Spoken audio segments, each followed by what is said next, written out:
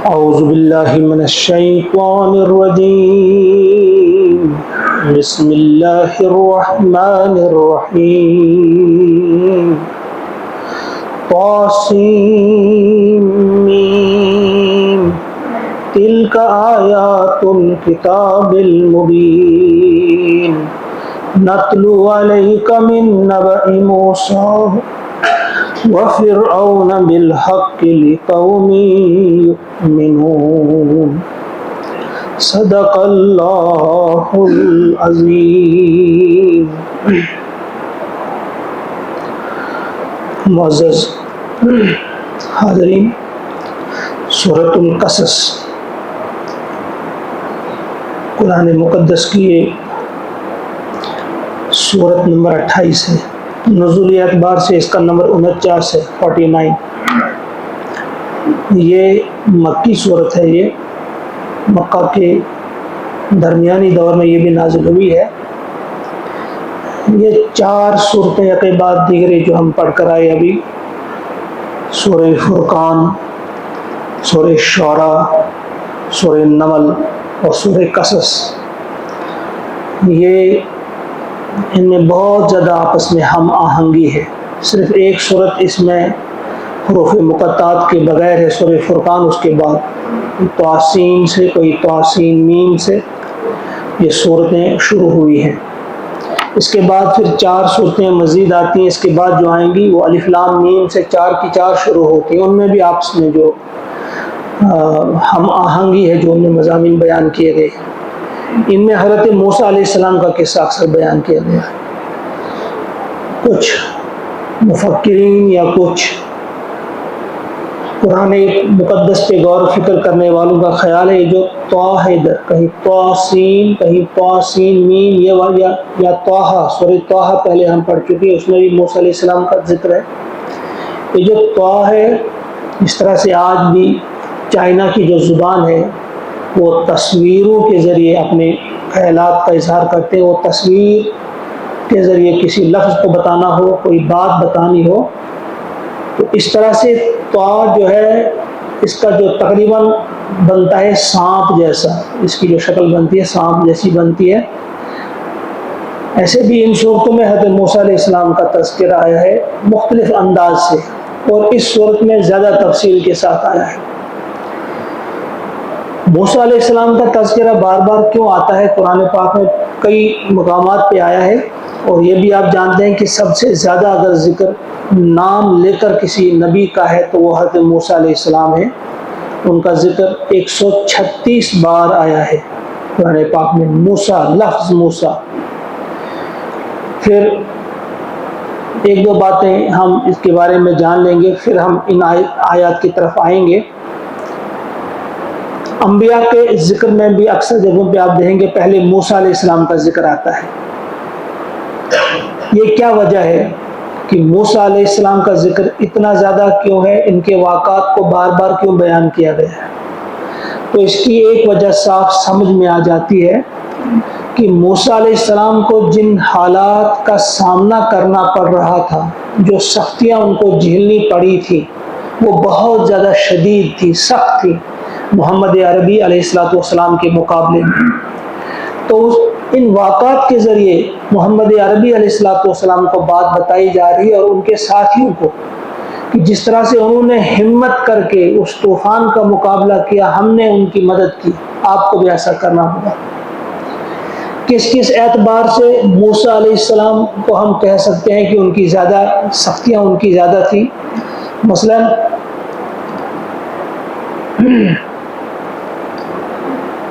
پہلی چیز، موسیٰ علیہ السلام جو تھے وہ بنی اسرائیل جو قوم تھی ان سے تعلق رکھتے تھے، اور مصر میں ان کی حالت کیا تھی؟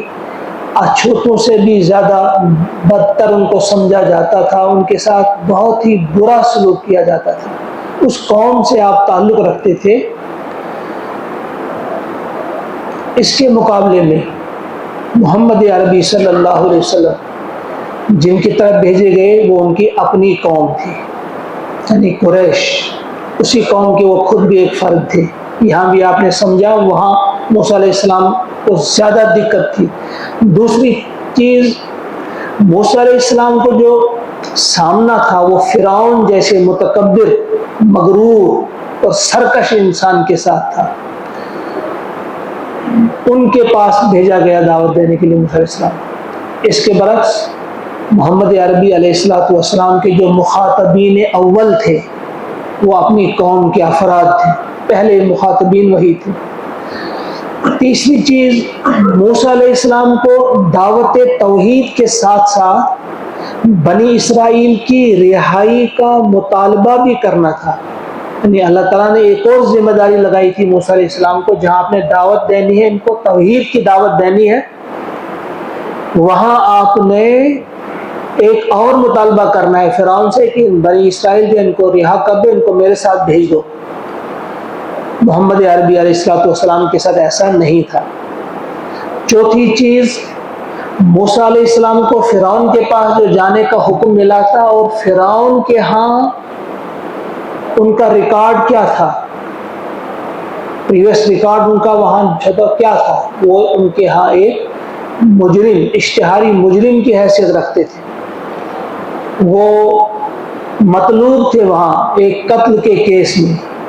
تو ایسا محمد عربی علیہ السلام کے ساتھ نہیں تھا۔ وہ یہ چار چیزیں ایسی ہیں جو صاف بتا رہی ہے کہ موسیٰ علیہ السلام کو جن حالات میں کام کرنا تھا وہ انتہائی شدید تھے، سخت تھے۔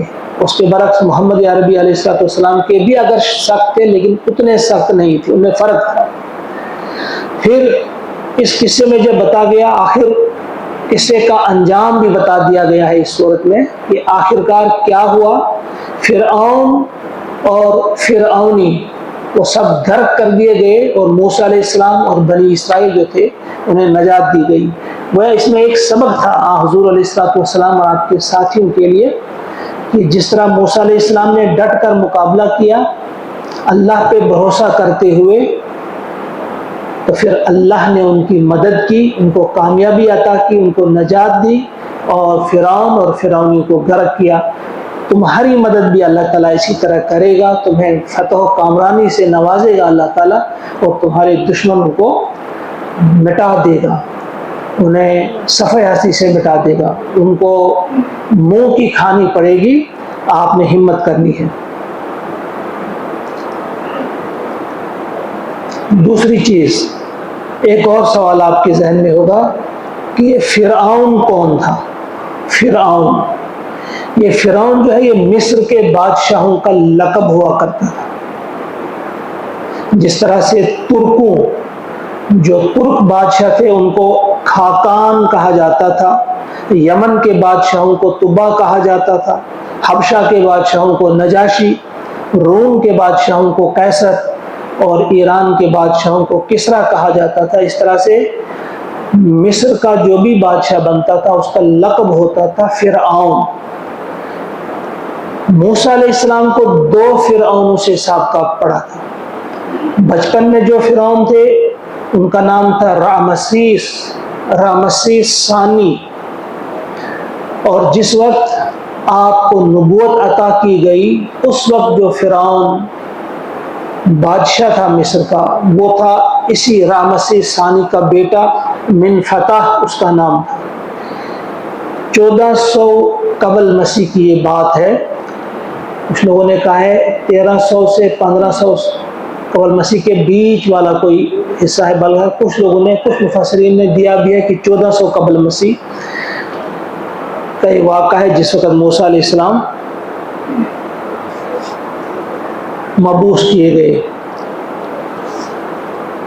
اب ایک دو باتیں اور اس سورت کے آغاز ہی میں ہم سمجھیں گے۔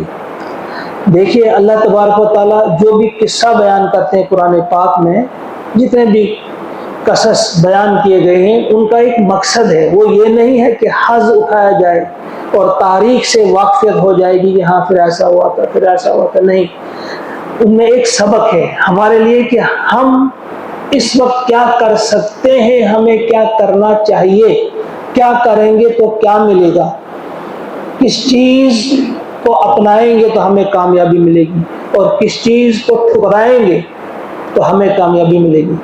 ان چیزوں کی طرف ہماری توجہ جانی چاہیے۔ ابھی دیکھیے چند باتیں میں بتاؤں گا، جیسے موسیٰ علیہ السلام کے بارے میں ابھی جو ہم پڑھیں گے قصے میں،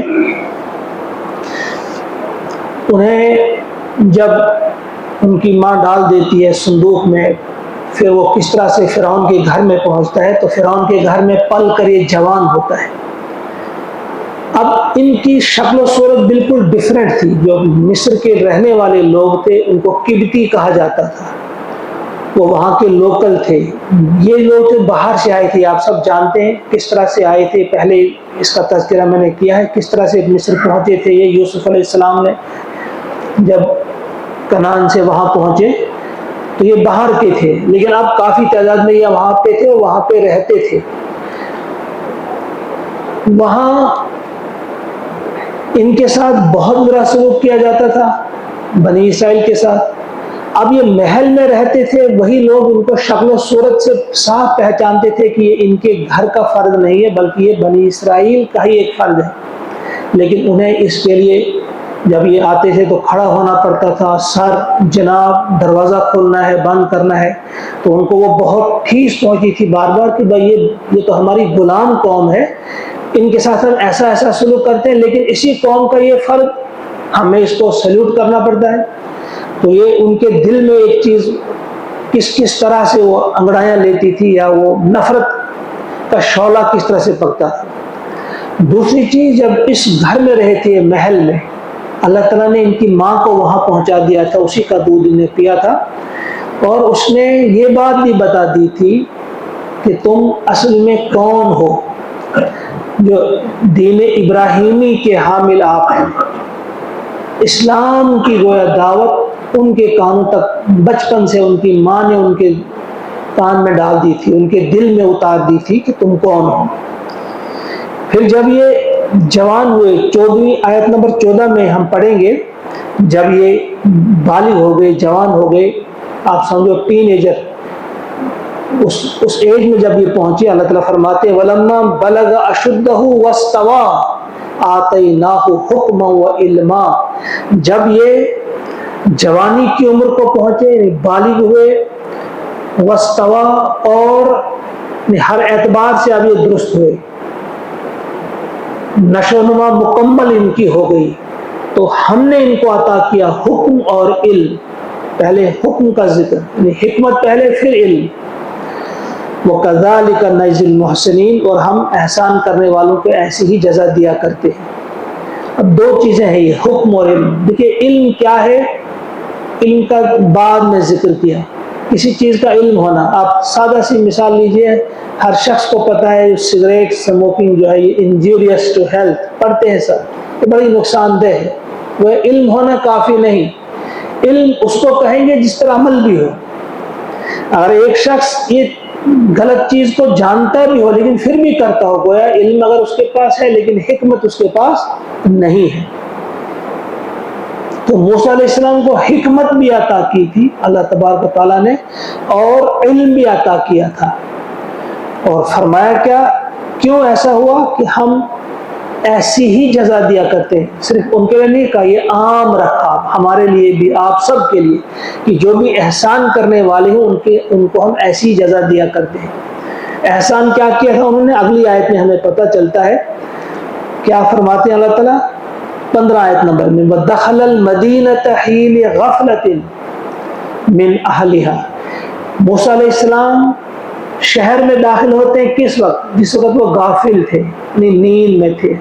مفسرین کرام لکھتے ہیں یہ قائل اللہ کا وقت تھا، دوپہر کو جب سخت گرمی ہوتی تھی سب لوگ آرام کرتے تھے، ان کو موقع ملتا تھا اس وقت، یہ اس وقت آرام نہیں کرتے تھے۔ احسان دیکھیے، نیکی دیکھیے کسے کہتے ہیں، یہ اس وقت اس چلچلاتی دھوپ میں نکلتے تھے بازاروں میں، دیکھتے تھے کہ شاید میں اپنے کسی بندے کی مدد کر سکوں جو تڑپ رہا ہو، مشکل میں ہو، پریشانی میں ہو، اس چلچلاتی دھوپ میں یہ باہر نکلتے تھے۔ اور وہی واقعہ ہے کہ ایک بار اسی وقت نکلے جس کا یہاں تذکرہ ہے، تو وہاں دیکھا کہ دو آدمی آپس میں لڑ رہے ہیں، ایک ان کی قوم کا فرد ہے اور ایک قبطی ہے، اور اس کی قوم کے فرد نے اس کو پکارا اور یہ گئے، انہوں نے ایک مکہ اس کو مارا اور ایک ہی مکے سے وہ مر گیا۔ لیکن جب انہوں نے اس کو مکہ مارا وہ مر گیا، فوراً کیا الفاظ نکلے موسیٰ علیہ السلام کی زبان سے؟ ھذا من عمل الشیطان، کہ یہ شیطانی کام ہے، یہ شیطان کا، یہ شیطانی عمل ہوا ہے۔ یہ کیوں کہا آپ نے؟ آپ کو تو آج کوئی اس قسم کا کام کرتا ہے وہ کہتا ہے تکبیر، اللہ اکبر، وہ تو بلند دعویٰ کرتا ہے پتہ نہیں میں نے کتنا بڑا کام کیا، ایک خدا کے دشمن کو میں نے مار کے رکھا۔ نہیں، اس نے کہا یہ شیطانی عمل ہوا۔ کیوں؟ اس پر آپ غور کریں گے، آپ اس نتیجے پر پہنچیں گے کہ اس نے اس بات کو محسوس کیا کہ میں نے یہ کام جلد بازی میں کیا ہے، اور جلد بازی والا کام جو ہے شیطان کرتا ہے، جلدی میں کام کرتا ہے۔ اس نے کہا کہ میں نے تحقیق نہیں کی کہ اس وقت کس کی غلطی تھی، میں نے فوراً سمجھ لیا کہ میری ہی قوم کا جو فرد ہے اسی سے یہی جو ہے بے قصور ہوگا، کبتی جو ہے اس نے قصور کیا ہوگا، مجھے تو پہلے تحقیق کرنا چاہیے تھی۔ جس طرح عام طور ہم دیکھیں نا، جج بھی اگر کسی کے بارے میں جانتا ہو کہ یہ اکثر غلطیاں کرتا ہے، یہ بڑا مفتن ہے، تو جب بھی اس کے پاس کیس آئے گا سابقہ ریکارڈ کی بنیاد پہ وہ فیصلہ نہیں کرے گا، پھر وہ جج نہیں کہلائے گا۔ اس وقت اس نے تحقیق کرنی ہوگی کہ اس وقت کس کی غلطی ہے، بھلے ہی اس نے آج تک کتنی غلطیاں کی۔ تو اس نے کہا یہ عمل شیطان ہو گیا، یعنی مجھ سے یہ ٹھیک کام نہیں ہوا۔ اور پھر ساتھ ہی بتایا یہ شیطان کیا ہے، انَّهُ عَدُوٌّ مُضِلٌّ مُبِینٌ، یہ شیطان جو ہے دشمن ہے اور مضل ہے، گمراہ کرنے والا، بھٹکانے والا ہے یہ، اور کیسا بھٹکانے والا ہے، مبین، کھلا۔ اب شیطان کے سر ڈال کر کہتا موسیٰ علیہ السلام یہ شیطان نے کیا ہے، مجھ سے غلطی نہیں ہوئی، شیطان نے کروایا نہیں۔ جس طرح آج کچھ لوگ کہتے ہیں نا، ہنسی آتی ہے مجھ کو حضرت انسان پر، کار بد تو خود کرے، لعنت کرے شیطان پر۔ ایسا نہیں کیا موسیٰ علیہ السلام نے، یعنی یہ کہا کہ شیطان کی اکساہٹ سے یہ کام ہو گیا، لیکن ہو گیا مجھ سے۔ اگلی آیت جو ہے اس میں فوراً ذمہ داری قبول کی، اور کیا کہا، ربی انی ظلمت نفسی فاغفر لی، اے میرے رب میں نے اپنی جان پر ظلم کیا، میں نے اپنے نفس پر ظلم کیا، بس تو میری مغفرت فرما۔ ایک سبق اس میں بھی ہمارے لیے، یعنی ہم سے جو غلطی ہوئی تو ہم فوراً کسی نہ کسی پر وہ الزام دھر دیتے ہیں کہ فلاں کی وجہ سے۔ نہیں، ہمیں اپنی غلطی کو ماننا چاہیے، تسلیم کرنا چاہیے جہاں سے غلطی ہو، اور فوراً اللہ سے معافی مانگنی چاہیے۔ اور اس سے پہلے والا سبق یہی جو ابھی میں نے کہا کہ وَكَذَلِكَ نَجْزِي الْمُحْسِنِينَ، یہ ہم نے یاد رکھنا ہے، یعنی یہ عام رکھا سب کے لیے کہ جو بھی احسان کا سلوک کرے گا ہم اس کو ایسی ہی جزا دیا کرتے ہیں۔ اس وقت بھی اگر ہمارے دل میں وہ جذبہ ہوگا احسان کا، موسیٰ علیہ السلام کو بڑا بلند مقام اللہ تعالیٰ نے عطا کیا کہ وہ لوگوں کی مدد کے لیے نکلتے تھے، جب سارے لوگ سو جاتے تھے وہ موقع تلاش کرتے تھے کب مجھے موقع ملے کسی کی مدد کرنے کا۔ تو ہمیں بھی بار بار اس واقعے کے ذریعے ہمارے دل میں بھی یہ بات آ جانی چاہیے کہ ہم احسان کرنے والے بنے، محسنین بنے، نیکوکار بنے، اچھے کام کرنے والے بنے، ان سے محبت کرتا ہے اللہ تعالیٰ۔ وَكَذَلِكَ نَجْزِي الْمُحْسِنِينَ، بار بار اس آیت کو پڑھنا چاہیے، آپ کے اندر ایک وجد طاری کر دے گا، یا آپ کے اندر ایک ایسا جذبہ طاری کر دے گا کہ انسان عمل کرنے کے لیے انسان تیار ہو جاتا ہے۔ ان چیزوں کو ذہن میں رکھ کر، اور ایک اور بھی خاص واقعہ اس میں بیان کیا گیا ہے، وہ ہے قارون کا۔ قارون کے پاس کتنی دولت تھی، اور وہ کہہ رہا تھا کہ یہ میری محنت ہے، یہ میری قابلیت ہے، یہ میری ہوشیاری ہے۔ تو پھر اللہ تعالیٰ نے اس کے ساتھ کیا کیا؟ ہمیں یہاں جان لینا چاہیے کہ یہ دولت سے جو محبت ہے، یہ دولت کے پجاری جو بنتے ہیں ان کے ساتھ کیسا سلوک اللہ تعالیٰ کرتا ہے، اس کو زندہ دھسا دیا زمین میں۔ لہذا ہمیں مادہ پرستی سے بچنے کی کوشش کرنی چاہیے۔ بڑے اہم کام ہم جو ہیں چھوڑ دیتے ہیں، جو اہم تر کام ہے پیسے کے لیے ہم چھوڑ دیتے ہیں۔ نماز ہم سے رہ جاتی ہے، قرآن ہم سے رہ جاتا ہے کہ کہیں پیسے کا 1 2 10 روپے کا کہیں نقصان نہ ہو۔ تو یہ بھی اس وقت اس صورت میں ہم پڑھیں گے کہ مادہ پرستی کیا ہے، اور قارون کے قصے سے ہم یہ سبق حاصل کریں گے۔ کچھ اور سبق بھی اس میں ہم کریں گے انشاءاللہ حاصل۔ تو 1 2 یا 3 آیت کا ہم ترجمہ اس وقت پڑھیں گے، مختصر سا میں نے اس کا تھوڑا سا بتا دیا آغاز میں۔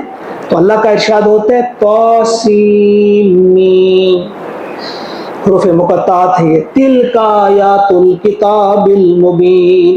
تلک یہ آیات ہیں الکتاب المبین، واضح کتاب کی آیات ہیں، یعنی ایسی کتاب کی آیات ہیں جو آپ کو سنائی جا رہی ہے جن کو سمجھنے میں کوئی دقت نہیں، جن میں کوئی بھی زید نہیں، کجی نہیں، جو بالکل واضح ہے، صاف صاف سمجھ میں آ جانے والی، اندھے کو بھی سمجھ آنے والی ہے. تو لہذا فرمایا کہ یہ واضح کتاب کی آیات ہیں اور واضح آیات ہیں، یہ کوئی بھی سمجھ سکتا ہے. نتلو علیک، ہم پڑھتے ہیں آپ پر، علیک من نبع موسیٰ، موسیٰ علیہ السلام کی خبر، ان کا واقعہ ہم آپ کو سناتے ہیں. وہ فرعون، اور فرعون کا، موسیٰ اور فرعون کا واقعہ ہم آپ کو سناتے ہیں، بالحق، ٹھیک ٹھیک صحیح طرح سے. سنایا نہیں گیا تھا کیونکہ تورات اور انجیل میں اس انداز سے موجود نہیں تھا اس وقت. تو فرمایا ہم آپ کو سناتے ہیں نبی صلی اللہ علیہ وسلم، ہم آپ کو ٹھیک ٹھیک موسیٰ اور فرعون کے واقعے کی خبر، ان کے قصے، ان کا قصہ ہم آپ کو ٹھیک ٹھیک سناتے ہیں. اور تم میں سے کن لوگوں کے لیے ہے؟ لِقَوْمٍ یُؤْمِنُونَ، کے لیے، قوم، ان لوگوں کے لیے، یؤمنون، جو ایمان رکھتے ہیں، یعنی جو سمجھتے ہیں کہ واقعی یہ اللہ کی کتاب ہے، اس میں جو بات درج ہے وہ سچی ہے، حق ہے، انہی کو فائدہ پہنچانے والی ہے یہ آیات. یعنی سن کوئی بھی سکتا ہے لیکن فائدہ کسے پہنچے گا؟ لِقَوْمٍ یؤمنون، جو ماننے والی ہو، ایمان والی قوم، جو ایمان والے لوگ ہو، وہ ان سے فائدہ اٹھائیں گے ان آیات سے. اس لیے فرمایا آغاز ہی میں تیسری آیت ہے لِقَوْمٍ یؤمنون. ان فرعون علا فی الارض، بے شک فرعون نے علا، سرکشی کی، تکبر کیا، فی الارض، زمین میں، یعنی مصر میں، ملک مصر میں. وَجَعَلَ أَهْلَهَا شِيَعًا، اس نے اس کے باشندوں کو الگ الگ کر دیا، بانٹ دیا ان کو. يَسْتَضْعِفُ طَائِفَةً مِّنْهُمْ، کمزور کر رکھا تھا ان میں سے ایک گروہ کو، یعنی بنی اسرائیل کو. وہ دو حصوں میں بٹ گئے تھے، ایک حکمران طبقہ، دوسرا محکوم طبقہ. حکمران طبقہ قبطی، یعنی فرعون اور اس کی قوم، قبطی لوگ جو تھے، اور محکوم بنی اسرائیل. الحمدللہ. طائفۃ منہم یذبح ابناءہم، ذبح کرتے تھے ان کے بیٹوں کو. وَيَسْتَحْيِي نِسَاءَهُمْ، اور ان کی عورتوں کو زندہ رہنے دیتے تھے. إِنَّهُ كَانَ مِنَ الْمُفْسِدِينَ، بے شک وہ تھا مفسدوں میں سے، فسادیوں میں سے وہ فرعون تھا. یہ آپ سب جانتے ہیں، پہلے بھی بیان کر چکا ہے کہ کیوں وہ بیٹوں کو ذبح کرتا تھا. بنی اسرائیل میں جو بیٹے پیدا ہوتے تھے وہ بیٹیوں کو زندہ رکھتا تھا. اس کی وجہ یہ تھی کہ نجومیوں نے اس کو بتا رکھا تھا. یہ جو بنی اسرائیل قوم جو تھی، یہ آپس میں گفتگو کیا کرتے تھے، وہ کہا کرتے تھے کہ ہماری قوم میں ایک بیٹا پیدا ہونے والا ہے جو اس فرعون کے زوال کا باعث بنے گا، جس کے ہاتھوں یہ غرق ہوگا، جس کے ہاتھوں یہ وہ مارا جائے گا. تو یہ بات فرعون اور ان کے درباریوں تک پہنچ جاتی ہے اور ان کو پتہ چل جاتا ہے کہ شاید یہ ایسا ہو، یا کسی نجومی نے بولا، دونوں باتیں آتی ہیں. اس وجہ سے اس نے سوچا کہ اس کا علاج کیا ہے. بھائی اگر تو سمجھ رہا ہے کہ یہ لکھا ہوا یہ بات ایسا ہونی ہے، تو تمہارا ایسا کرنے سے کیا ہوگا؟ کیا کوئی تقدیر کو پھر روک سکتا ہے؟